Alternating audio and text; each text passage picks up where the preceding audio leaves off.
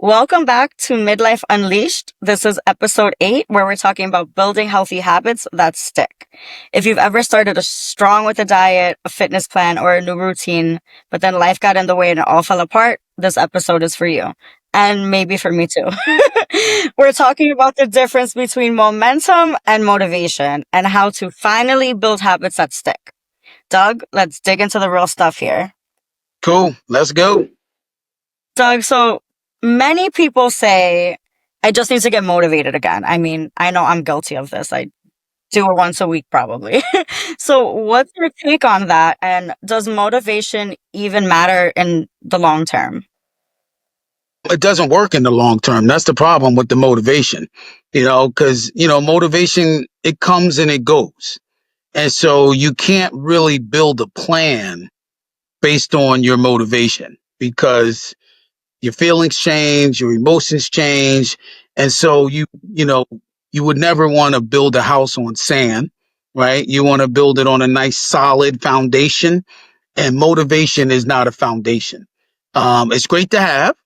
Sometimes it can lead to the beginning steps of actually having a plan, but it's just you can't wait on it. Like if you need to be your best for your plan to work, then it's not going to work in the long run. It's just not going to do it. And I like to talk systems. I like to work with my clients to implement systems.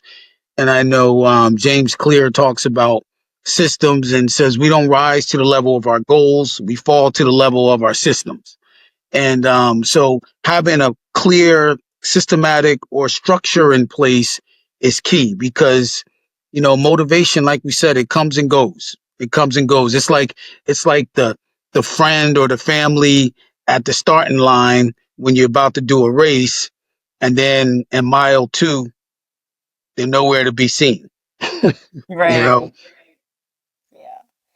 And aside from motivation being maybe, like you said, something you can't rely on, is there another thing that you can think of or another problem with relying on motivation to drive the healthy choices? yeah. Well, like I said, it's based on your emotions. And we all have highs and lows throughout the day, throughout the week, throughout the month. And so you can't rely on the good times in order to make everything or you feeling good in order to make your health a priority. I mean, motivation's here on Monday, is gone on Thursday, right? It shows up for everybody on Monday morning and then it's gone by Thursday. And so by relying on motivation and not a system or a structure, that just sets you up for failure. And, your willpower it's just not going to get you through to the finish line. The motivation is always at the start for some people, but that's not what's going to get you to the finish line. And so when it shows up, you got to use it to its advantage because there is some benefits to it, but relying on that to be the answer or looking to invest only when you're motivated, it's going to lead to failure. And it's not your fault. It's just that you need a system or you need some sort of structure that's really going to get you to that healthy lifestyle or to that weight loss goal or to whatever it is that you're trying to. Absolutely, systems over emotion, because motivation is not always the key, pretty much. And I know you always say success isn't about being perfect, it's about being consistent. So can Always. you can you share a story of someone who maybe embraced progress over perfection and what that looked like in their life? Sure, man. I've got a bunch of those. Um, gosh, let's use Nicole as an example. This is somebody who was like, at first of all, her idea of perfection wasn't even realistic. But hardcore meal prep. She would train with me 3 days a week, but had to come to the gym a half an hour early because she felt like she had to get her cardio before the training session, you know, and just was very, very hardcore, always wanting homework, always shooting for perfection. And then, every other month something happened and between work or between family and she struggled, and so and instead of getting something done, she got nothing done. So It was either a high or it was a low. And so that was her scenario until finally I could convince her that her idea of perfection, first of all, wasn't even realistic. And then here's what a healthy system looks like.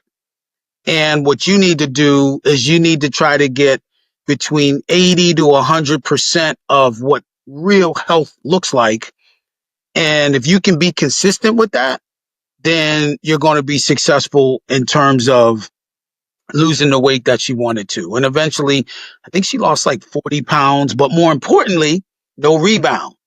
No rebound, because she knew what consistency was and she started to be consistent, right? She had lost that weight before, but because of the fact that she was always playing that perfection game, she, when it wasn't perfect, she gained the weight back. And she's riding this roller coaster until she learned what consistency was really all about and how to incorporate that. At that point, she's rock star status, you know. Nice. I'm sure there's a And lot of I've like seen that with habit. many people. Hmm. Seen it with many people. Man, I'm sorry. I got this sun glare coming in the window. I don't know if it's going to screw up the people watching this versus listening to this, but No, they may not be able to see me. no, I could see you. Sunshine is nice. I wish I had a little more sunshine. I'm like in a little dark. Okay. But yeah, it definitely sounds like a lot of habit changes in order to maintain and be consistent. What would you say Uh-huh. is like one small habit change that you've seen transform a client's life over time? Um, Probably the best I've seen is getting up early in the morning. And that goes for me too. But that getting up 30 minutes early, I've seen that change the game for people. Because number one, now you're not rushing off and making bad choices for food. You got time to eat. You got time to plan. Maybe pack your bag for your other meals. You've got time to exercise, even if it's a quick 20-minute workout. And you got time to sit and think, right? And kind of structure your day. And so that getting up 30 minutes early makes a huge difference for people. And, I've heard it referred to, it's one of those keystone habits. Charles Duhigg calls it a keystone habit. And those keystone habits are like habits that lead to other positive things without it being intentional, right? And so all of a sudden you're getting up early, but now your nutrition is better. And you're getting up early and it's leading to more movement or more exercise. You're getting up early and it's leading to less stress. And so that's a huge keystone habit. It's not sexy, it's not glamorous, but it is huge in terms of helping someone to develop habits for a healthy lifestyle, because it kind of dominoes and helps other areas that are important to live in a healthy lifestyle. Very important. Yeah, I think that makes total sense. I know personally, I tend to sleep till the last minute I can. And I tell myself often that I want to wake up earlier because it's true, 30 minutes can change your whole day. It sets the tone of your day. You're not rushing and scrambling to do things. You're not rushing to just grab some, fast food on your way to work or whatever the case is. So yeah, that's definitely, I feel like a life-changing habit. No. Yeah, things slow down for you when that happens. And I know for me, I was a single dad, so I've got two kids. Some days I'm trying to get them ready for school and get out the door with everything that I need.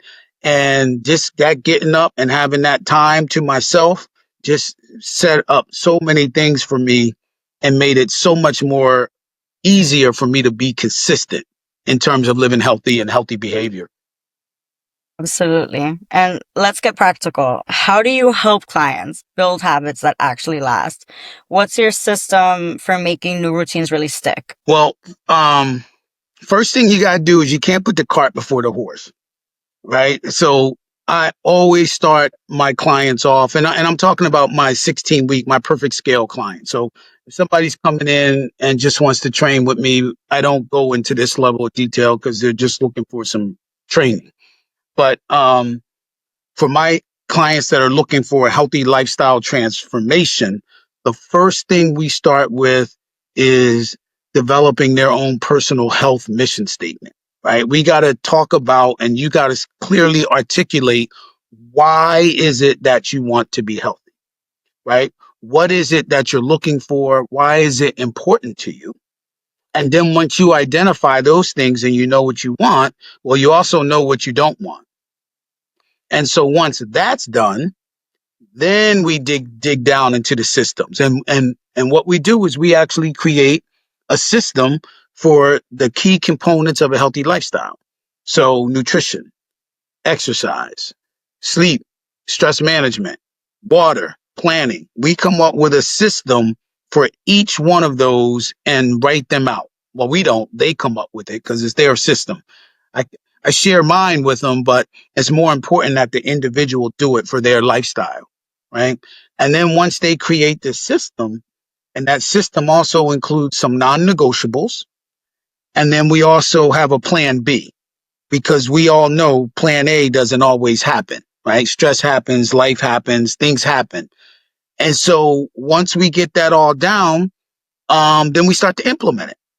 And we implement it and we practice it and we learn and we document and we clearly track it. And then that gives us an opportunity to find out where we're falling short.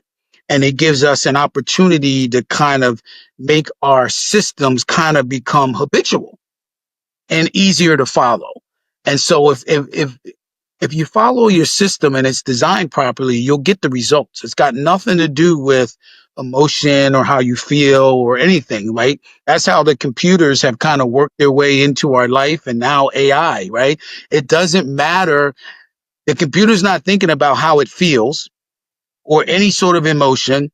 It just runs through its system and it gets you the result.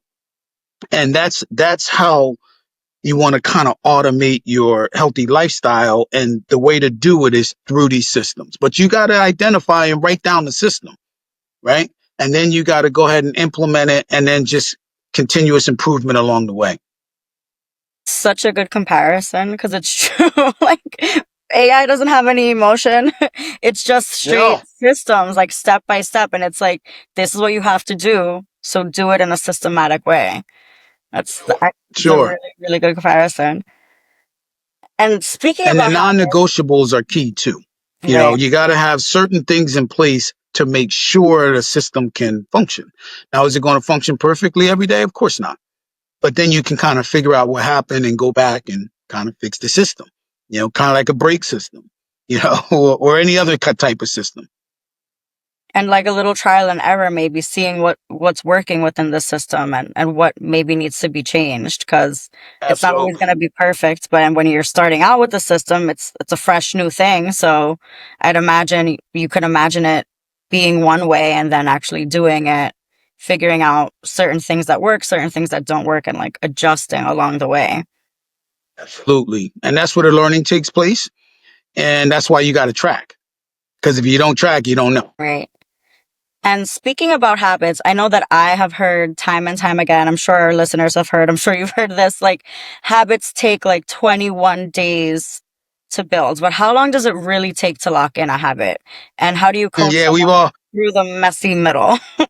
right, right. Oh, the messy middle. Huh. Well, we all have heard the 21-day thing, right? And so, and I think that came from a chicken sitting on an egg or something like that. I'm not really sure where it came from, but, um, I've seen some research out of London that says 66 days on average. But it varies. It varies by individual, and it varies by the complexity of the habit that you're trying to implement. And so I don't think there's any hard, fast rule. I know when I work with my clients, I typically tell them it's going to take 6 to 12 weeks until this feels routine, right? Until it just feels like what you do and just kind of becomes, automatic. Now, my program's 16 weeks, so that 6 to 12 weeks gives me an opportunity to help coach them and speed that process up. So for some it takes longer, for some it's shorter, but it's all about the individual and the complexity and the consistency because you want to keep working on these habits every single day, because that's how you actually become consistent and they become automatic. When you take breaks in between, you keep starting over, back and forth, and, take the weekend off, then that makes things very much difficult, and it makes it a much longer time to kind of create a habit and have it stick. So I like to say 6 to 12 weeks, is very different for different people. And that messy middle kind of, it kicks a lot of people out of the game. And it's not funny, but that's the truth. And it's kicked people out. I know I've been kicked out of the game because of it in the past, but it kicks people out of the game because they're just not ready for it, right? And they were relying on that motivation that you mentioned earlier, right? And so now all the excitement and the motivation's gone, and the results are starting to get a little bit slower, right? Or maybe things aren't going as fast as you want it to be. And then, life is starting to play some games with you, and now all of a sudden work and this and that. And then that's when your brain starts to have a little fun, right? And it starts to want to pull you back into those comfort behaviors, and that's a messy place to be. That's a difficult place to be. And that's, what separates, the girls from the women, and from the people who actually make it through that part. And the key is, at least for me, when I'm coaching clients, is we double down on the why. So now let's go back to that mission statement. Why are you doing this? Right? What's the benefit? What if things are different this time? What if we can get to that outcome? And you start thinking about why I'm here. That makes it a little bit easier to get through the hard times. Right? And that's what anything, not just health and exercise, that's family and work and all those other things. Right?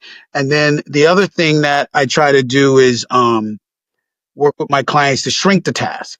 Just shrink it, right? If you can't work out for 30 minutes, work out for 10, right? You can do that in your bedroom on the floor, right? And so if you can't get all your water in, or you didn't get all your water in today, hey, is it okay if we get it in at night, if it doesn't screw with your sleep? So you gotta make some, I don't want to say, well, compromises is probably the word, because you want to keep the habit going, but you just got to shrink it down. And so everyone's looking for that perfection, and like perfection's not, that perfection fails in the long run. It's the consistency that compounds, so you just want to make sure that something happens, shrink the task, stay focused on why you started in the first place, and then you'll be able to make it through that messy middle. But that's why I said it can't be based on emotion, you know, because, it's a long race. It's a long race. And then, things are going to happen. One of my favorite Mike Tyson's quotes is, everybody's got a plan until they get punched in the mouth, There you and go. it's true. It's true. You go, oh, this is going to work perfect because you're motivated, and you go, I'm going to do 2 workouts a day, and I'm going to get up early, and they got all this stuff going on. And then bam, here comes work, or boom, here comes a kid, or, some sort of stressful event, or something happens. Maybe they get injured. Who knows what it is? But at some point in time, you're going to face that adversity. And, that's when you got to kind of shrink things down and stay focused. Why are you here in the first place? And that usually will get you through until, you can go back to being a rock star.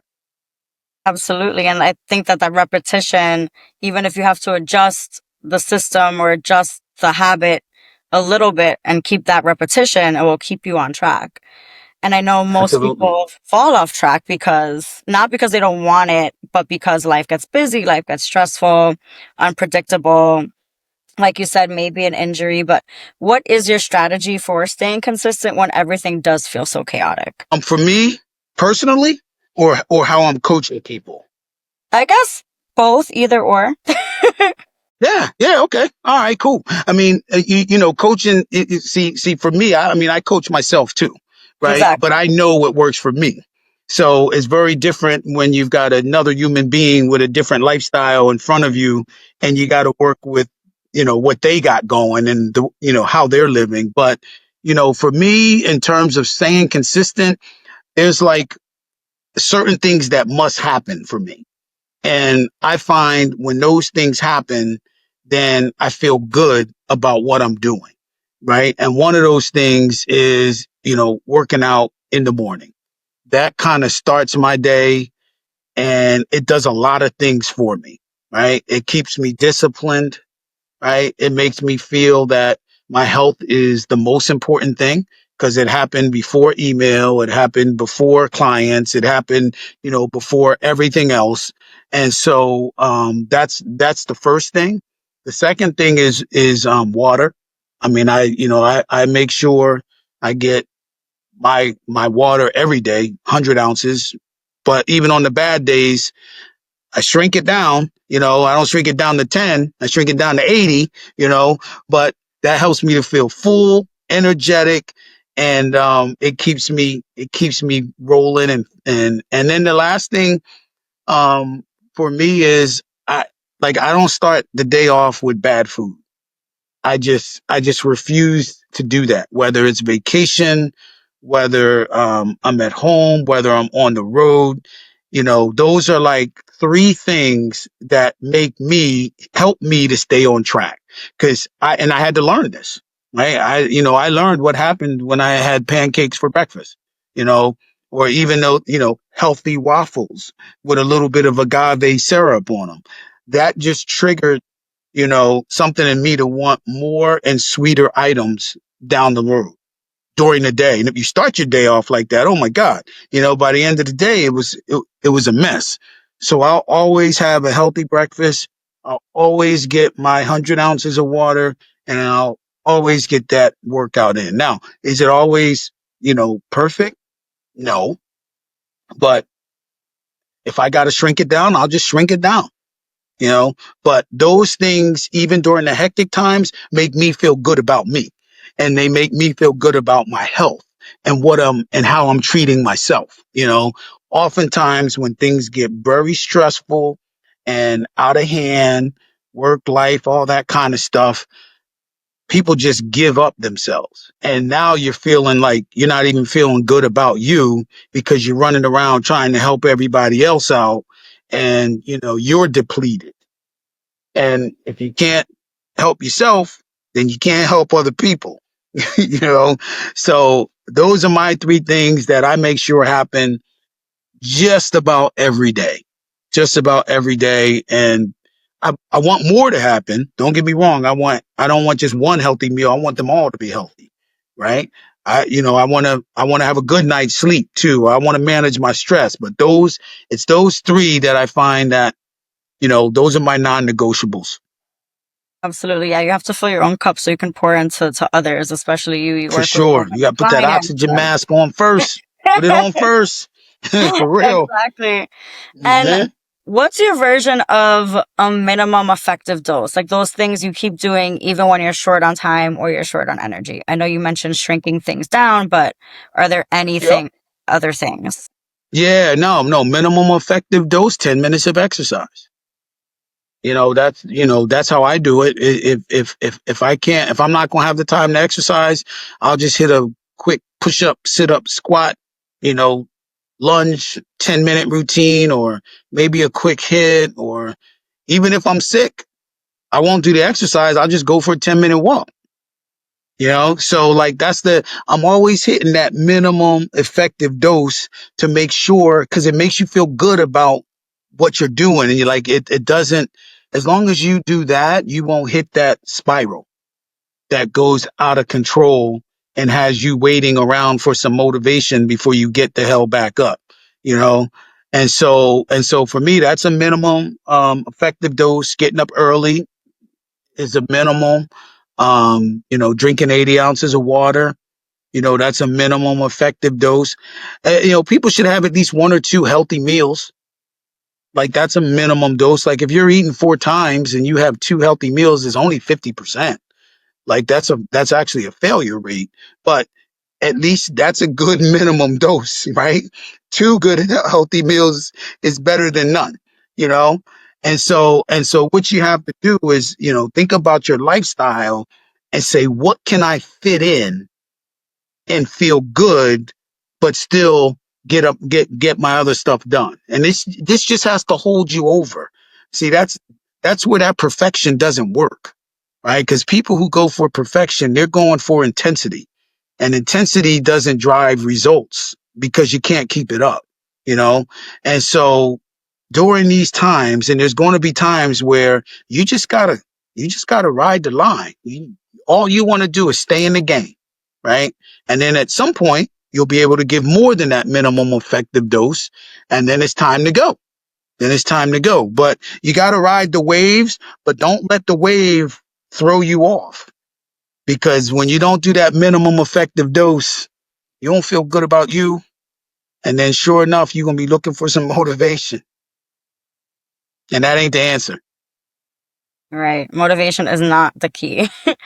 And and even in doing those things, that's keeping that repetition. Even if it's like you said, a 10-minute walk, it's keeping that repetition. It's keeping that habit, even if the habit had to have an adjustment. It's still that habit forming thing that over the 6 to 12 weeks, it's going to carry you through, to longevity versus just, I'm tired. I can't get my hour work in. It's not going to be perfect. I'm not going to do it. So just doing those little things to keep you on track and following that system, or just those little things like that, can really just change your whole lifestyle essentially.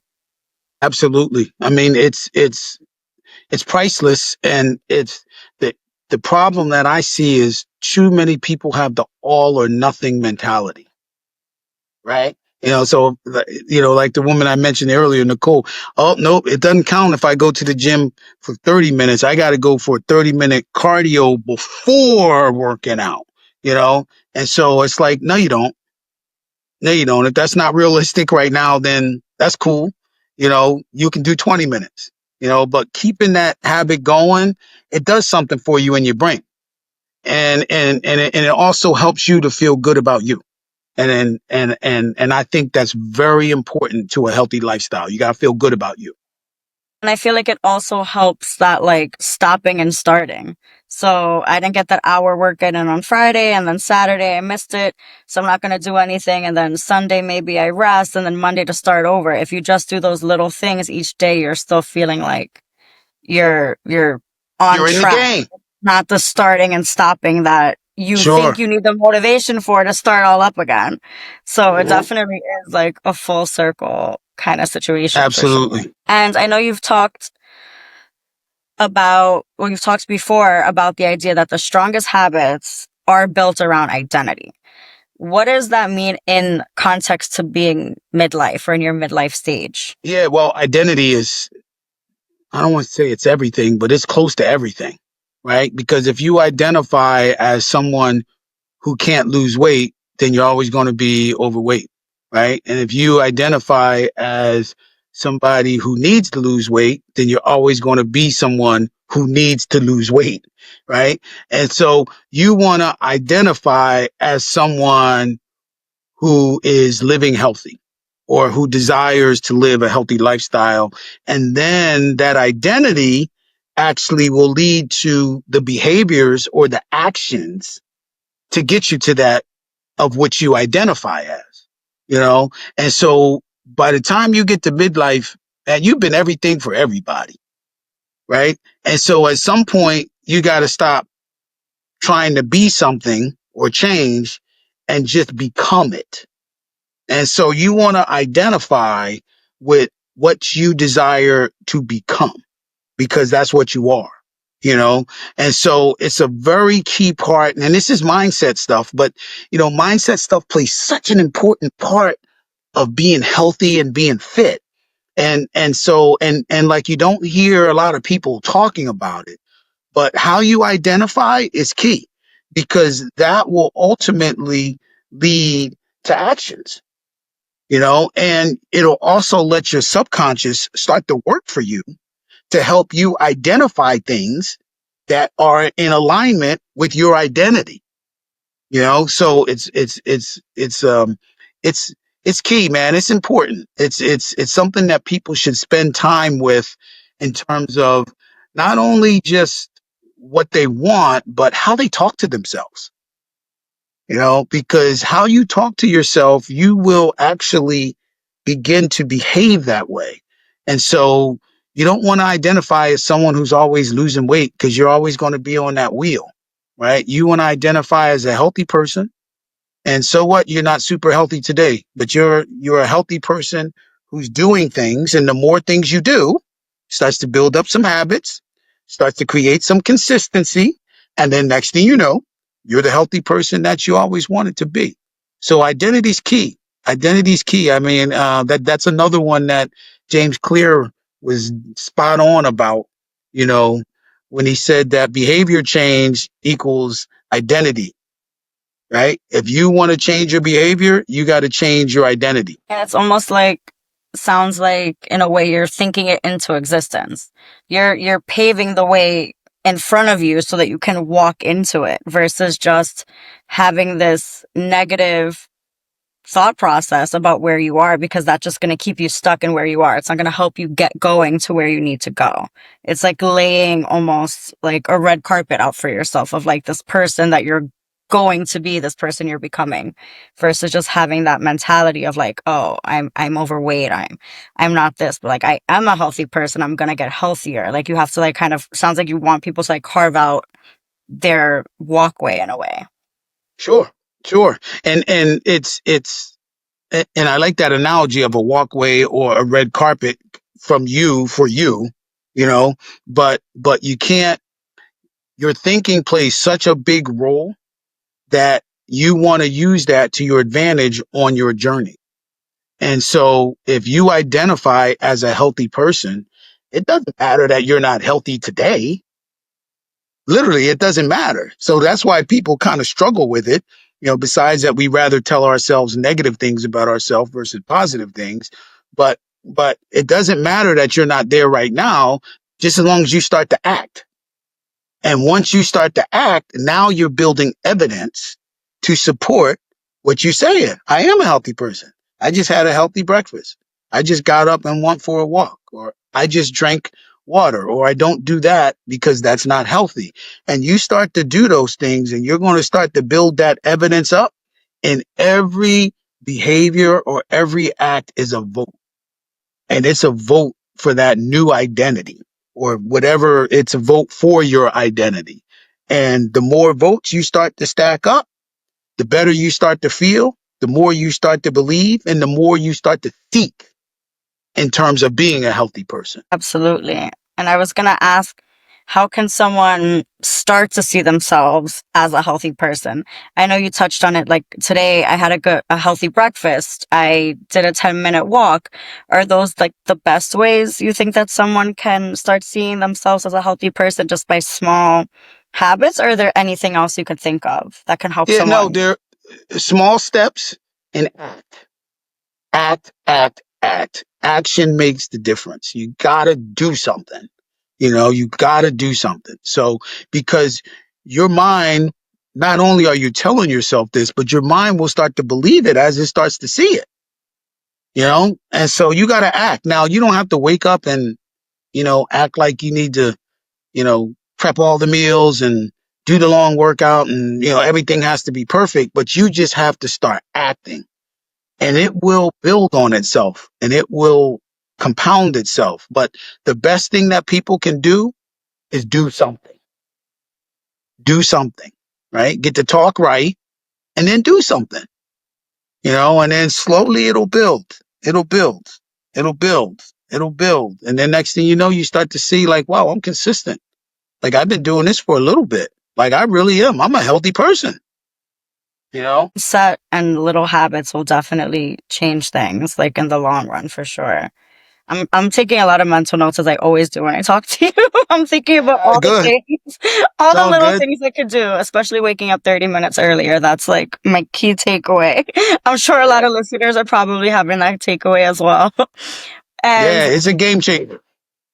for sure. And maybe it's the waking up earlier. Maybe there's more to it. I'm sure you probably have other habits or personal habits that have totally changed the game for you, but what is another personal habit that has totally changed the game for you? Something that may be small but has had a massive impact.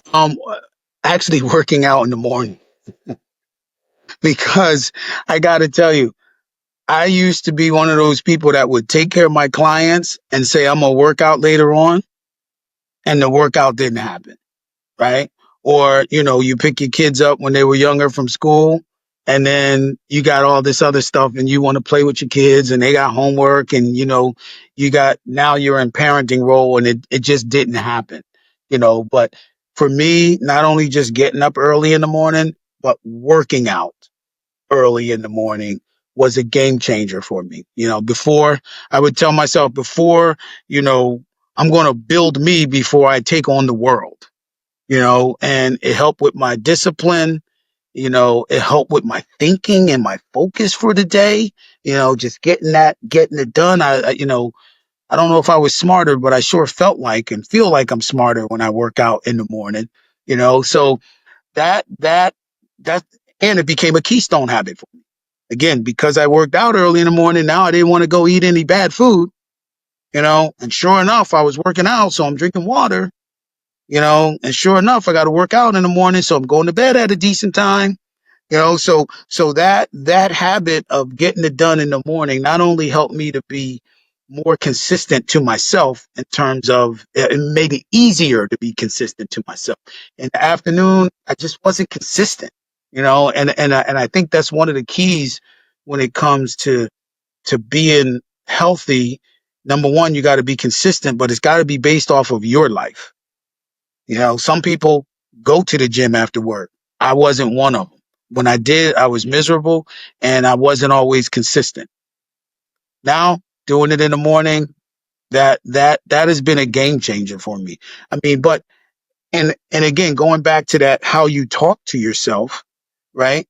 And your identity, that was a game changer, but I've had like 5 or 6 other game changers, you know, and by talking to yourself and saying that, hey, I'm a healthy person, this is what healthy people do, I'm doing what healthy people do. Next thing you know, it's not just getting up early.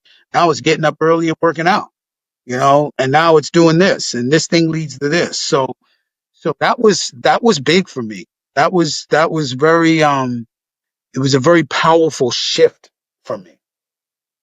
Once Going you to bed early at one point was too. I've kind of fallen off that one, but you know, I used to go to bed like 11:30 and get up at 5:30. And but now I don't do that. So getting a good night's rest has been another game changer for me. And that's another keystone habit because it makes eating healthier easier, makes recovery easier. So it just helped other things that kind of support a healthy lifestyle. like once you build that habit, everything else can kind of fall into place. And you Yeah. mentioned falling off of habits or certain habits. So have you ever fully fallen off with habits and what helped you get back on track? Me? Never. No. Never? Come on, Doug. Of course I've fallen off. Everybody falls off. You don't learn if you don't fall, right? It's kind of like riding a bike, right? You can't learn to ride a bike without falling, right? You gotta fall. I think the key is when you fall for as short a time as possible. You gotta get back up, So yeah, I've fallen off my habits and, you know, tried to rebuild them, did rebuild them. Um, and put other things in place, like we were talking about, or you mentioned with the systems, right? You got the system, but then you got to learn and tweak and do this and do that. And you got to check yourself now and then. But yeah, I've fallen off many a times, many a times. The key, two things. Number one is you got to get back up, right? You got to get going. And then number two is I don't beat myself up. I like refuse to beat myself up. Like you're not going to win or get back to where you're going by shaming yourself, you know? And so when I fall off my habits, I just reset, try to figure out what happened, and I've seen this happen with working out early in the morning. I was, everything was great. And then All of a sudden, clients started coming in earlier and asking to train earlier. And then next thing I know, the time that was mine all of a sudden became work time. And then, as I mentioned to you earlier, when it came time for me to get my time in, it was at a time that I didn't like and didn't feel like it, you know? And so it was like, what the hell happened? I had it, I had it. And then what happened, And so you got to go back in and figure out what happened so that you can get back on and keep it going. But you got to show yourself some love. No, there's no shame in my game. I'll be, working on that super tight summer body and go out and have too many drinks, late night pizza or cake or something that I shouldn't do, but hey man, I'm not beating myself up on it. You just get up and you just like jump right back in. It's and maybe that comes from playing sports and playing football. You make a bad play, you don't just like give up. You just go back and try to get a good play in the next day. So whatever it is, if it's eating, then all right, cool. Get up and start eating some healthy stuff. If it's working out and you're slipping, all right, well, get the minimum dose in and then build from that. But we're all going to fall off on the habits. I mean, life is not just like straight line, It's not and perfection. sometimes you get the highs and the lows and, you kind of forget, and that's really when that minimum effective dose comes in best. But yeah, you're going to fall. Expect to fall. Expect to fall. I mean, Expect it's, the fall. yeah. So I don't feel bad when I do. I don't Right. feel bad at Not all. perfection. Fall, you get right back up. Just keep going. Just, like you said, no one's perfect. There's always going to be another chance to get it right. If you did something today that you don't feel great about, make sure tomorrow is a better day, or you just stick to those systems and keep pushing forward. But investigate. You got to ask yourself what happened. Why You and know, why?